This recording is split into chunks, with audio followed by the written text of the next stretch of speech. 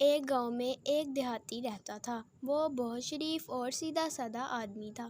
وہ اکثر لوگوں کو اینک لگا کر پڑھتے دیکھتا تھا۔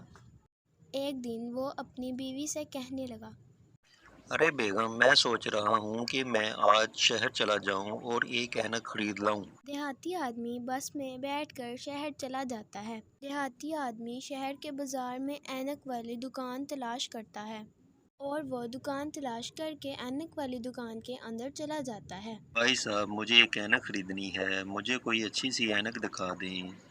یہ لو دوست، یہ اینک لگا کر دیکھو۔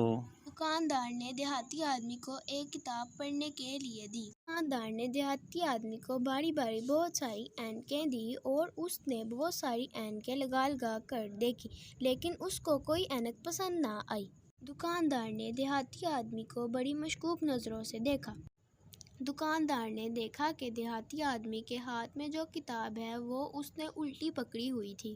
یہ دیکھ کر دکاندار کی ہنسی نکل گئی اور اس نے بڑی مشکل سے اپنی ہنسی کو روکا۔ دکاندار سمجھ گیا کہ دیہاتی آدمی کا مسئلہ کیا ہے۔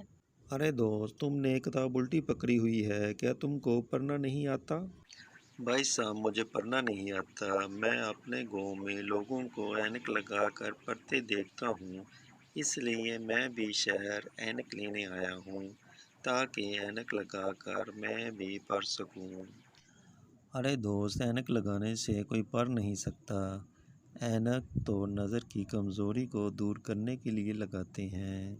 اینک لگانے سے پڑھنا نہیں آ جاتا، اس کے لیے بہت محنت کر کے پڑھنا لکھنا پڑتا ہے، پھر آدمی پڑھ سکتا ہے۔ اس کہانی سے یہ سبق ملتا ہے کہ جہالت اندھا پن ہے۔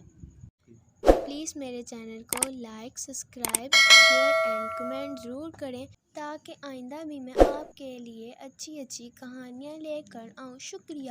اللہ آپ سب کی حفاظت کرے۔ آمین۔